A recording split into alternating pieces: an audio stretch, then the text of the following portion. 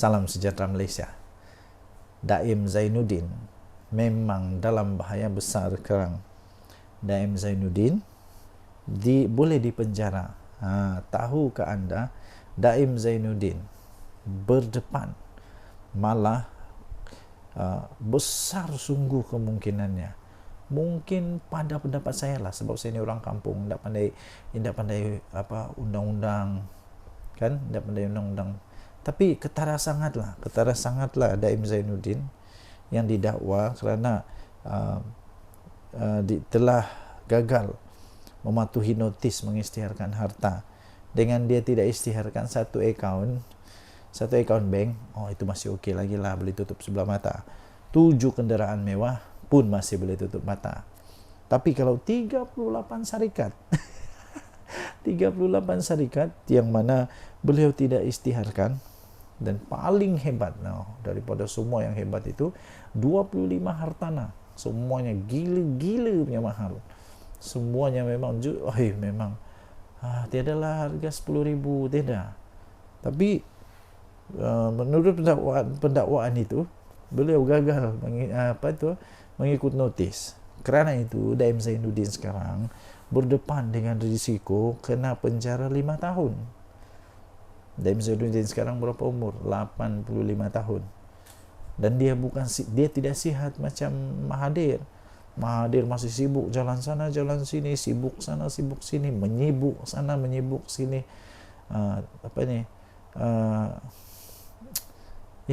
Menyibuklah. Sudah 99 tahun pun Mahathir. Daim Zainuddin 85 tahun. Kalau dia kena penjara, entah macam mana dia mau hidup di penjara tahu. Saya pun bingung juga. Jalan pun sudah susah. Kadang-kadang disorong dengan kerusi roda. Kalau dia kena penjara maksimum 5 tahun. Dia umur 90 tahun baru keluar dari penjara. Itu kalau sudah selesai tahun ini lah. Kalau tahun depan baru selesai, atau 2 tahun dari sekarang, 90 lebih tahun baru Daim Zainuddin keluar dari penjara. Kalau dia kalah dalam kes ini, itu dia punya risiko. Kemudian apa lagi? Dia boleh didenda RM100,000. Tapi RM100,000 ini bagi saya, Daim Zainuddin senyum-senyum sajalah. Kalau 1 juta pun senyum lagi. Even mungkin 30 juta pun Daim Zainuddin masih senyum. Masih senyum, masih banyak duit dia, boleh bayar. Tapi yang penjara tu, penjara. Kalau Daim Zainuddin kena penjara 5 tahun, teruk. Jangankan 5 tahun, 5 hari dalam penjara pun tak tahu Daim Zainuddin macam mana mau hidup sendiri di sana. Tapi ada pembantu kot, kan? Ada pembantu, ada undang-undang mahkamah. Bukan semua orang dibiarkan begitu saja. Ada hak-hak manusia. Manusia ini manusia, bukannya kambing. Daim Zainuddin bukan kambing. Daim Zainuddin bukan kambing yang dibiarkan begitu saja. Tidak. Ada mesti adalah dia punya cara-cara untuk membantu dia lah. Tapi inilah di dalam section 36(2) Akta Suruhanjaya Pencegahan Rasuah Malaysia tahun 2009 yang membawa hukuman maksimum penjara 5 tahun atau denda RM100,000 jika sabit kesalahan. Jadi inilah Daim Zainuddin dengan isterinya. Sama pula itu pertuduhan. Naimah 66 tahun didakwa di Mahkamah Session atas pertuduhan gagal mematuhi notis agar mengisytiharkan hartanya, termasuk Menara Ilham serta beberapa aset lain di sekitar Kuala Lumpur dan Pulau Pinang. 29 Januari pula, 23 Januari Naimah, 29 Januari suami dia, siapa? Daim Zainuddin.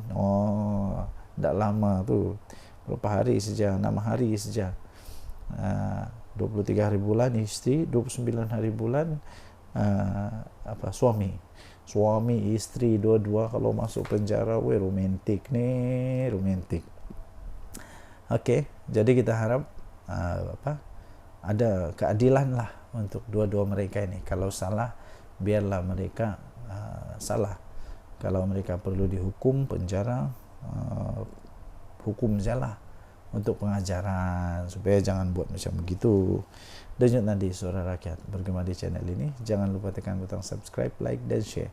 Malaysia kita punya, cintai Malaysia aku, kita jaga kita. Tinggalkan komen anda. Apa pendapat anda? Adakah istri Daim Zainuddin dan Daim Zainuddin patut untuk masuk penjara? Patutkah? Bagi saya susahlah, kasihan juga kan, sudah tua. Tapi kalau ini jadi case jadi case tadi, nanti tidak ngam pula. Tinggalkan komen. Bye bye. Salam sejahtera Malaysia. Dengan nadi suara rakyat bergema di channel ini. Dulu cerita case Altan Tuya memang sangat terkenal. Lepas itu sudah ada penyelesaian, muncul semula. Hari ini muncul semula cerita tentang Altan Tuya. 11 Julai 2024. Diterbitkan pukul 5.54 petang tadi. Free Malaysia Today. Keluarga Altan Tuya mohon kuat kuasa penghakiman RM5 juta.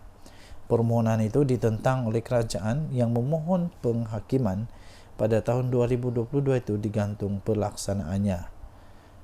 Keluarga Altan Tuya Saribu memohon penghakiman sebanyak 5 juta ringgit Malaysia dikuatkuasakan terhadap kerajaan yang didapati telah bertanggungjawab secara bersama dan berasingan dengan penganalisis politik iaitu Abdul Razak Baginda dan 2 lagi bekas anggota polis atas pembunuhan wanita itu pada 18 tahun yang lepas.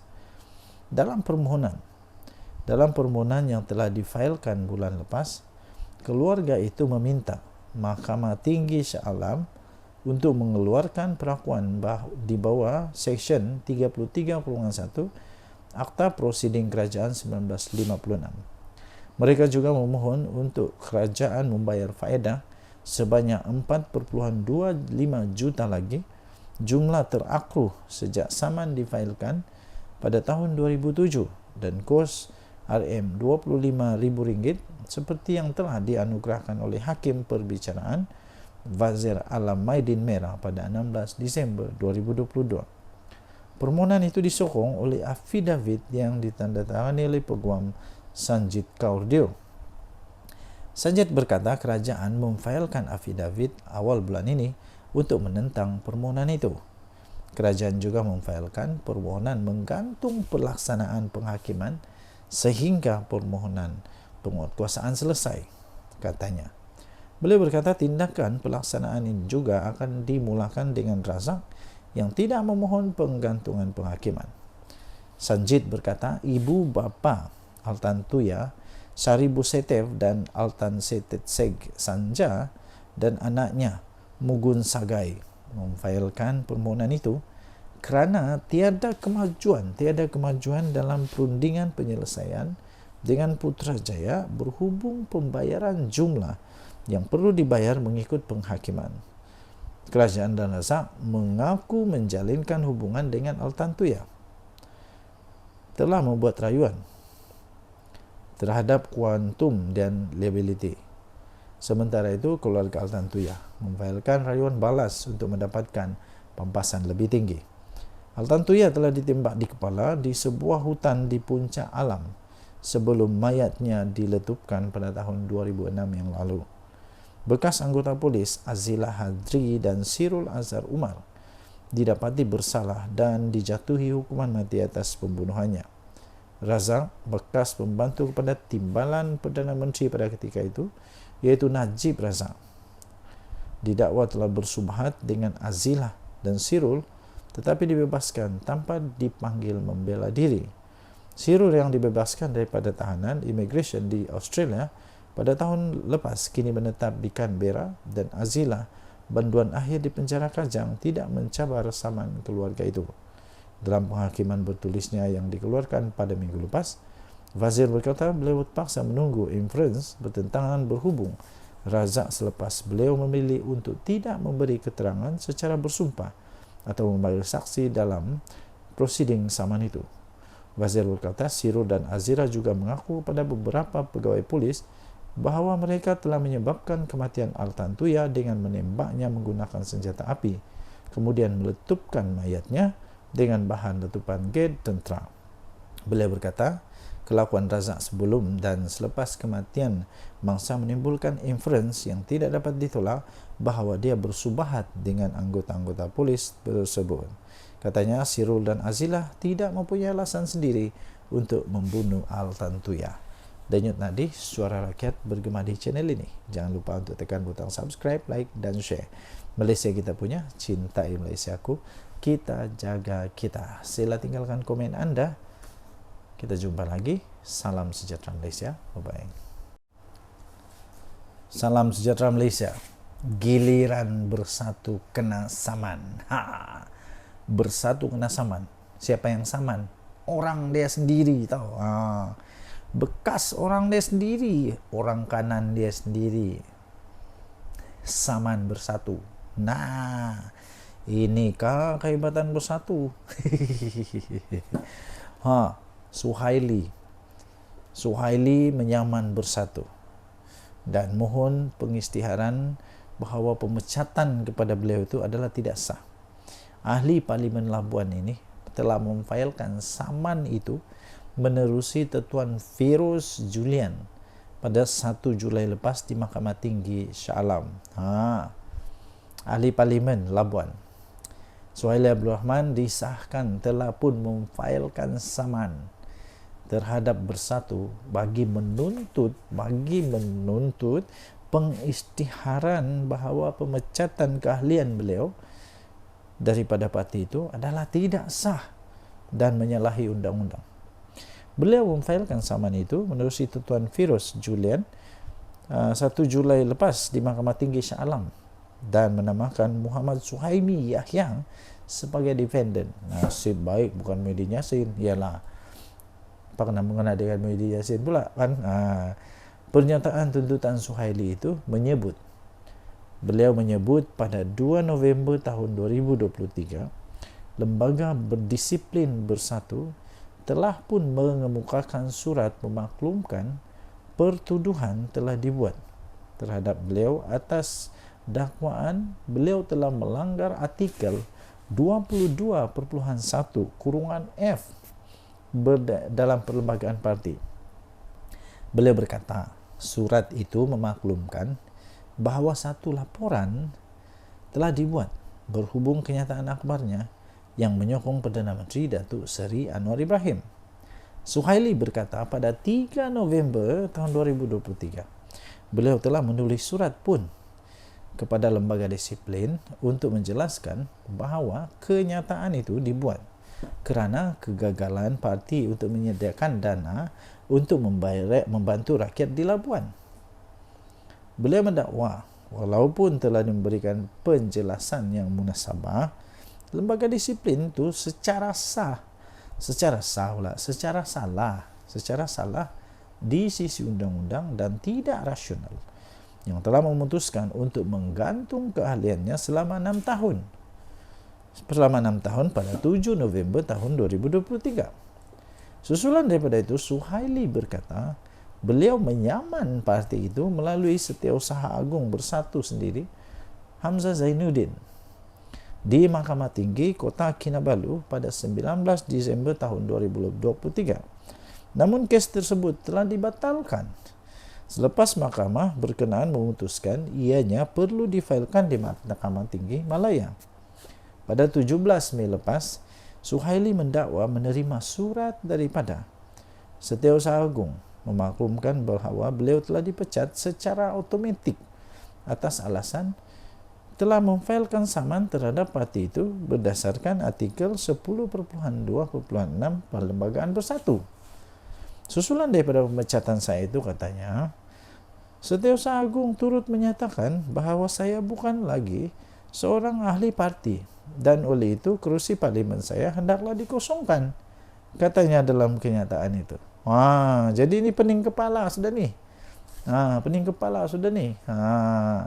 Jadi yang penting memang rasanya Suhaili ini memang sudah hilang sabar dan sekarang dia betul-betul saman. Dia betul-betul saman bersatu. Kali ini memang betul dia marah lah. Okey, jadi inilah kehebatan bersatu, kena saman oleh ahli sendiri, bekas ahli sendiri. Dulu ahli, sekarang bekas lah. Denyut nadi suara rakyat bergema di channel ini. Bye-bye. Salam sejahtera Malaysia. Denyut nadi suara rakyat bergema di channel ini. Kalau saya bagi satu teka-teki, mungkin semua orang tahu. Salah satu Malaysia tahulah siapakah manusia di Malaysia ini yang dulu pernah kena saman fitnah, kalah. Lepas itu dia pergilah minta derma. Minta tolong supaya dia dapat bayar saman. Siapa dia? Saya bagi clue sikit lah. Dianya bekas UMNO. Lepas tu tiba-tiba sekarang entah apa kejadiannya, dia pula sekarang macam jadi musuh besar UMNO. Siapa dia? Papa Gomo lah. Siapa lagi? Papa Gomo sekarang nih memang bermasalah besar. Dia boleh berhadapan dengan penjara atau penjara. Dia boleh dipenjara berapa tahun? Penjara 3 tahun maksimum. Dia boleh dipenjara 3 tahun. Kesian Papa Gomo. Kalau Papa Gomo yang sekarang ni 41 tahun. Aku baru tahu rupanya aku lebih tua dari Papa Gomo. Muda lagi rupanya manusia ni. Baru 41 tahun. Saya ni dah dekat 50 tahun. Wah, rupanya muda lagi Papa Gomo ni. Papa Gomo tidak fikir panjang kan tentang masa depan dia. Kalau dia kena penjara 3 tahun, dia sudah ada rekod jenayah sebagai banduan. Papa Gomo memang dia boleh dipenjara 3 tahun maksimum atau denda RM5,000 atau kedua-duanya jika sabit kesalahan. Silap-silap sudahlah kena penjara 3 tahun, kena denda lagi RM5,000. Kenapa? Kerana Papa Gomo telah didakwa dengan dakwaan apa? Apa itu? Papa Gomo telah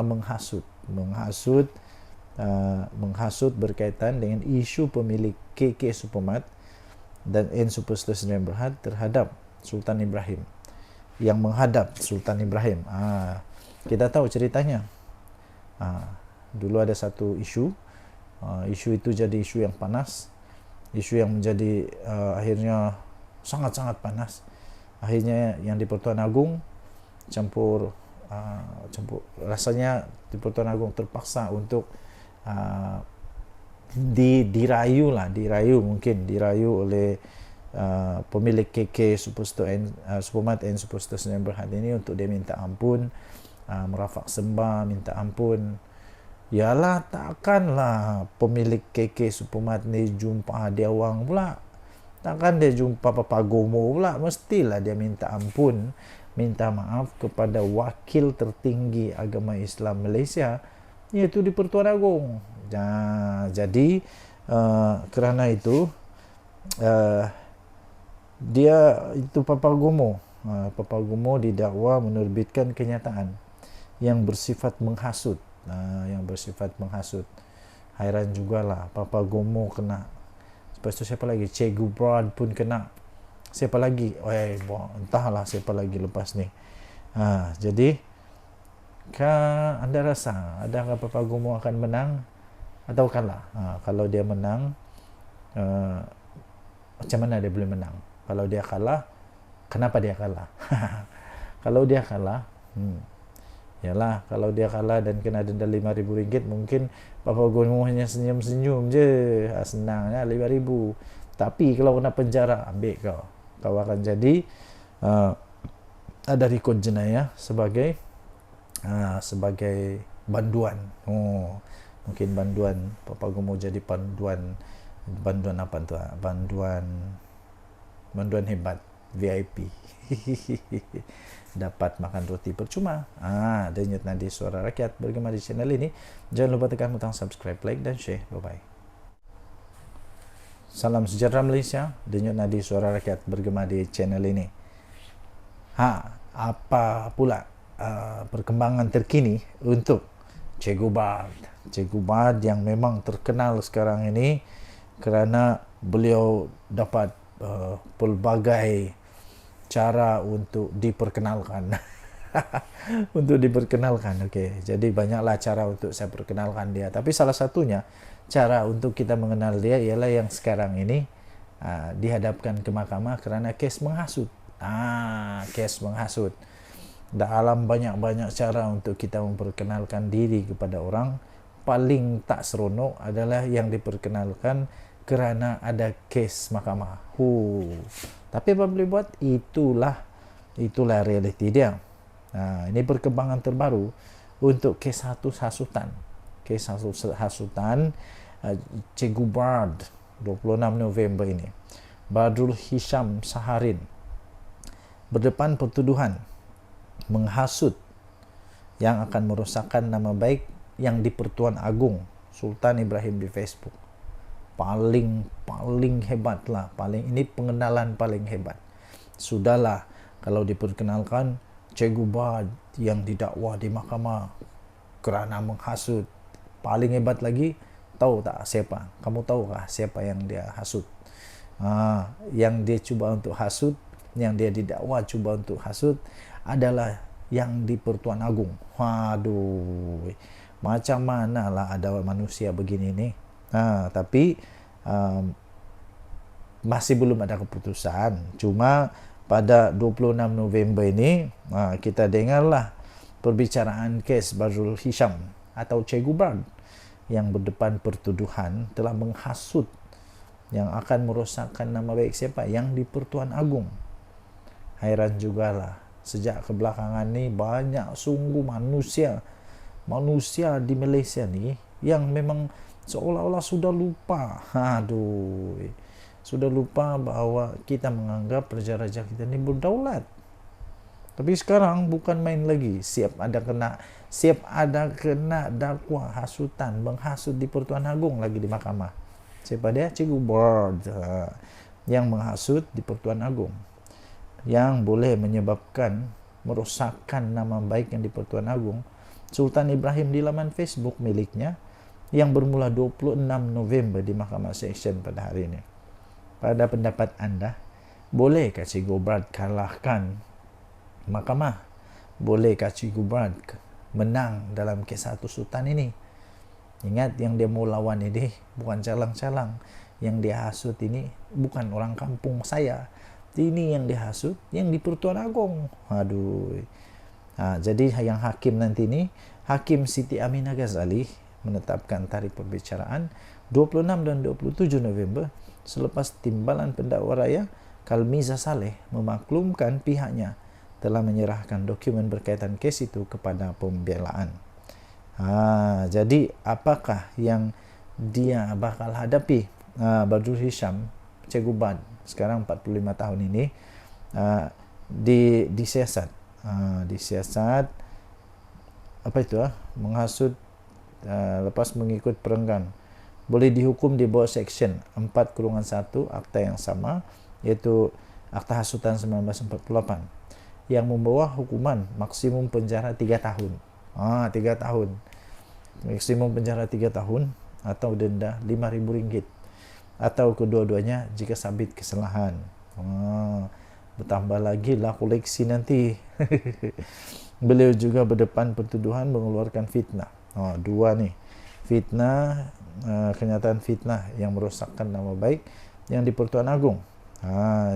Jadi dia boleh, untuk fitnah ini dia boleh dihukum penjara maksimum 2 tahun atau denda atau kedua-duanya sekali jika sabit kesalahan.